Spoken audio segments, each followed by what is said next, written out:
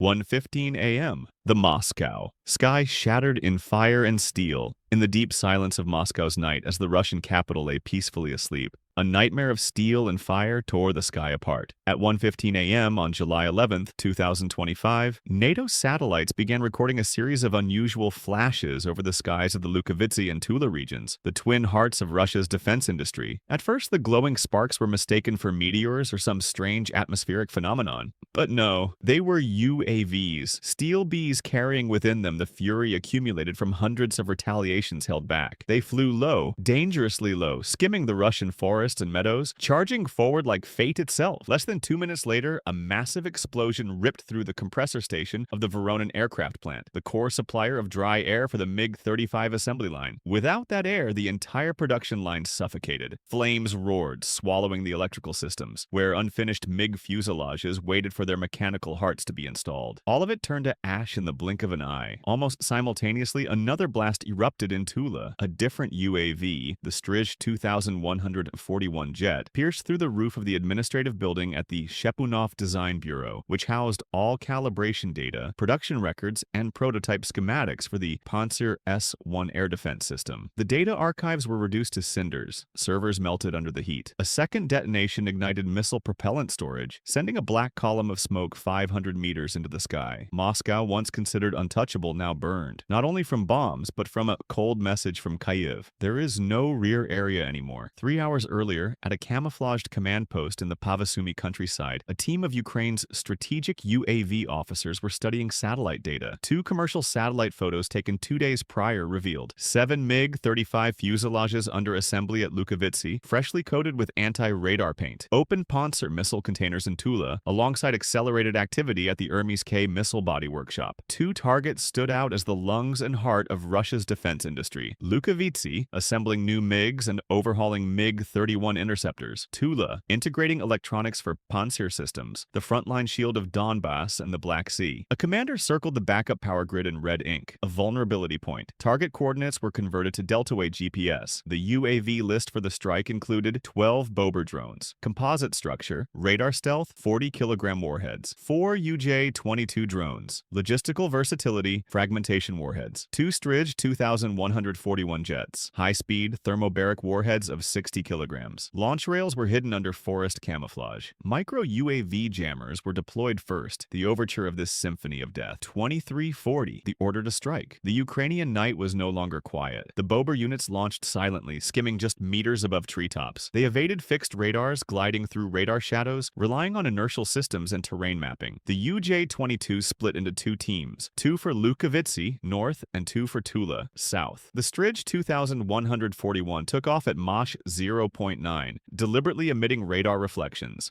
a deadly bait for Russian Pantsir units. Microjammer drones paralyzed S-300 radars in Bryansk. The Bober fleet advanced into the radar blind zone. Routes for Lukhovitsy and Tula were locked in. Entering the final stretch, the Bobers skimmed the ground like live bullets. At Lukhovitsy, the compressor station, worth $15 million, was the heartbeat of MiG assembly. Without it, all engine installations and pressure tests stopped. Moisture would corrode hydraulic lines and damage sensitive avionics. In Tula, the main target was the quality control data center. Every Pantsir component required a tracking code, calibration data, and lifespan reports. When the building burned, that data was gone. Even with backups, every approval cycle had to restart from zero, delaying missile production for months, particularly for Black Sea bases like Sevastopol and Novorossiysk. Each Bober or UJ-22 drone costs only $20,000 to $50,000. A single UAV dive could trigger millions in losses for Russia. This was a strike on time. When one link was broken, the entire defense supply chain ground to a halt. If MiG-35 production slowed,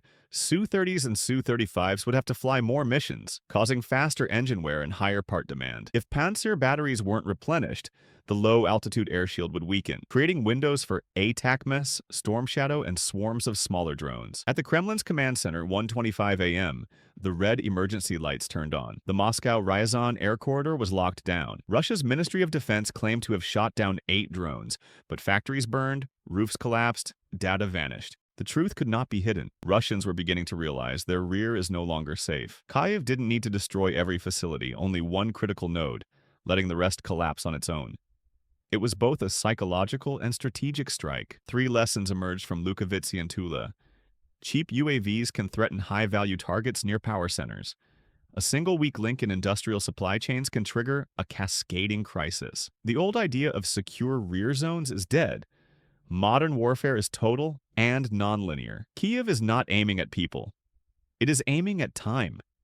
And Moscow is burning money to catch up with lost time. But the biggest question isn't how many drones were shot down. It's about drone number 18.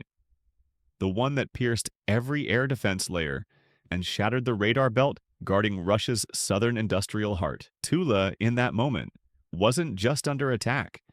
It became the symbol that nowhere in Russia is untouchable. For over 2 years of conflict, Russia invested tens of billions in its layered air defense shield, especially around Moscow and Tula.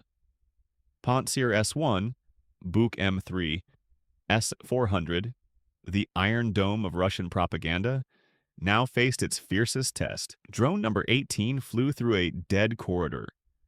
According to VHF signal analysis, it could switch frequencies, override passive radar, an electronic warfare capability Russia had only attributed to NATO. "We've never seen anything like this," said a military analyst at the Moscow Strategic Studies Institute. "It's not fast, but nearly invisible to conventional radar. And it didn't attack a purely military base. It went straight for the civilian defense logistics hub." In other words, the target wasn't just military. It was psychological.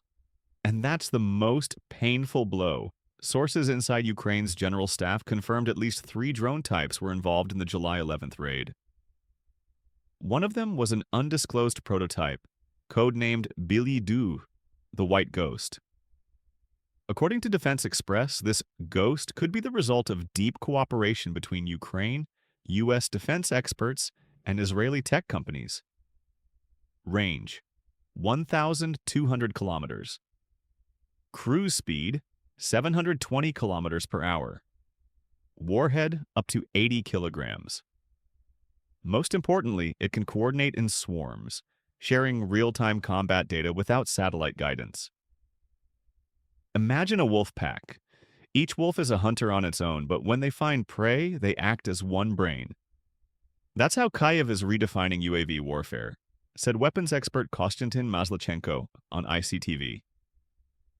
If true, the Tula strike wasn't just a midnight raid. It was a declaration of technological warfare. Tula wasn't the only victim.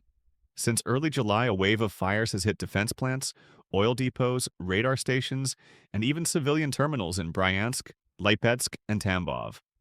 A silent wall of fire is crawling northward into Russia's heartland. FSB documents leaked online revealed at least 11 major explosions in 30 days, linked to UAVs or sleeper sabotage teams.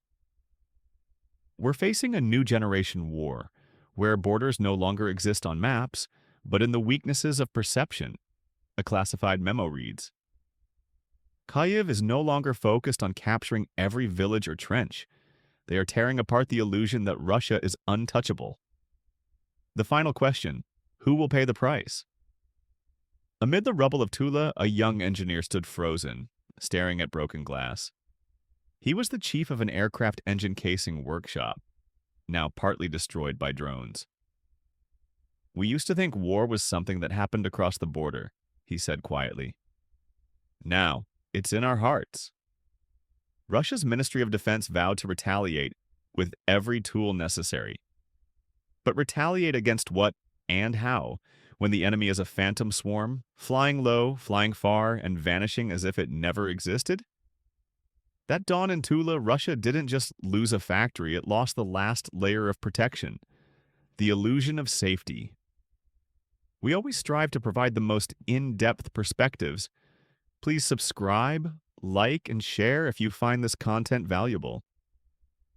Your opinions are what drive us to continue, so what are your thoughts on today's topic?